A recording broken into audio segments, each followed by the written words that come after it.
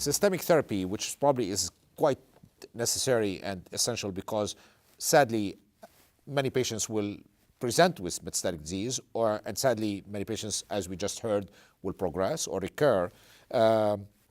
So sorafenib kind of, has been around us now since approval for almost 10 years. So can you tell us what's sorafenib, what happened in 2007, where are we today in that regard? Well, I think 2007 with the landmark SHARP trial published in New England Journal the following year was a huge step for liver cancer, becoming the first systemic therapy to show a true survival benefit, a meaningful survival benefit in a randomized phase 3 trial. And so that's again a landmark study and a definite advance for the field. But we certainly have a lot of room to improve upon sorafenib.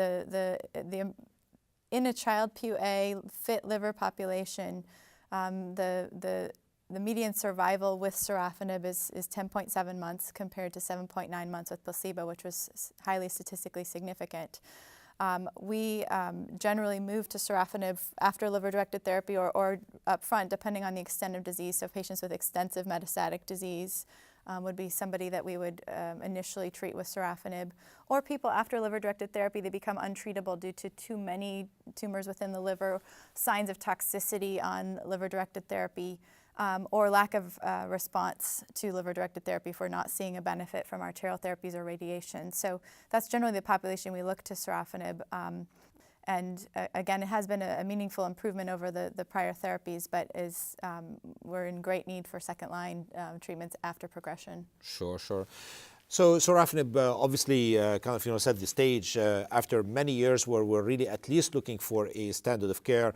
I know sometimes you hear about doubts about what's the value, but remember this is really work in progress, and I think really the landmark of sorafenib as a standard of care in systemic therapy for HCC was very critical. Richard, within that context, we hear about that it's not an easy drug to handle, the side effects, etc. So please tell us a little bit more about that. Sorafenib has been around for a decade, and it's held its place as the frontline treatment despite numerous efforts to unseat it. There's been numerous phase 3 studies, and clearly it's established itself as a benchmark in efficacy. Obviously, this survival benefit has to be balanced against toxicity. And while the drug has been developed 400 milligrams twice a day, being the full dose, all of us in clinical practice have realized that some patients can tolerate that and some can't. And that is probably unique to any other drug we use in clinical medicine, where we need to make appropriate dose adjustments based on how any given patient tolerates it.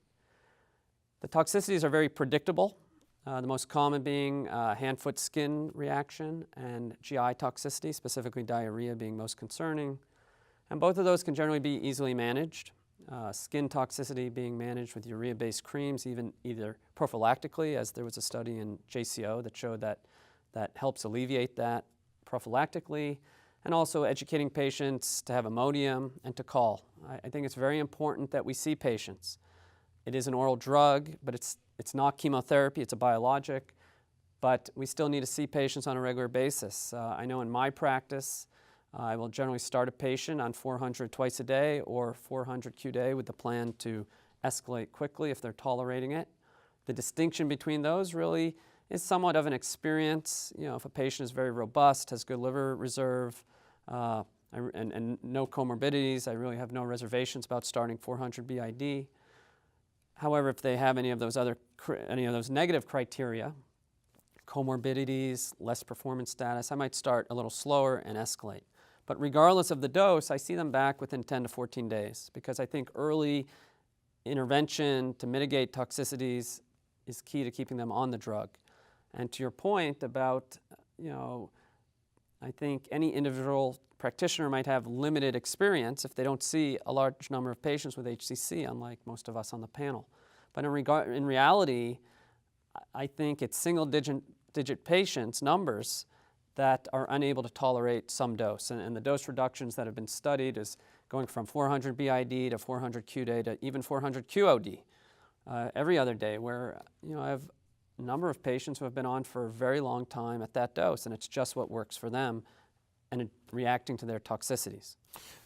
This is extremely important, and No doubt we hear sometimes that the patient did not tolerate therapy, and there's kind of like a little bit of a quick move or a consideration for other therapies. And as we just heard from Dr. Finn, you clearly have to take the time to kind of, let the dose that really is appropriate for the patient settle in place. Remember, this is a biologic, so it's kind of like really not following this stoichiometric thing of more is better like chemotherapy. There's really a rather wide therapeutic range, and you can definitely cash on it as you try to evolve patient through the therapy. With this said, another challenge we face, Katie, is, some patients saw Dr. Salim talking about how tumors are shrinking and, this kind of the whole necrosis thing. And now you come and talk to them about sorafenib and you say, well, it might not shrink. And they look at you like, what do you mean? Well, it's true that only a minority of patients will have a measurable response on sorafenib, maybe 2% in the majority of clinical trials. But I think the great value of sorafenib is achieving disease stabilization and prevention of progression in a substantial number of people. And so even though tumors aren't shrinking, sometimes we'll see some necrosis or a lack of decrease in the blood flow to the tumor that can indicate less activity of the tumor. Sometimes that will correlate with decreased pain, so people will feel better, and those patients who are having some response in the tumor will often feel better and have an AFP decline or a decrease in their tumor marker. So the benefits of sorafenib are not well captured by just response rate or the size of the tumor, and a lot of it is the combination of both their blood work, their tumor marker, the blood flow within the tumor on our follow-up scans, so-called the modified RECIST, or the brightness of the tumor, which is a difficult measure to capture numerically, as we all know, and how patients are feeling. And so, some of the patients that I'm sure Rich and you and we've all had that have done the best on sorafenib may not have had a dramatic shrinkage, but can have dramatic benefit in stabilization sometimes for many months or even over a few years, even without a measurable shrinkage.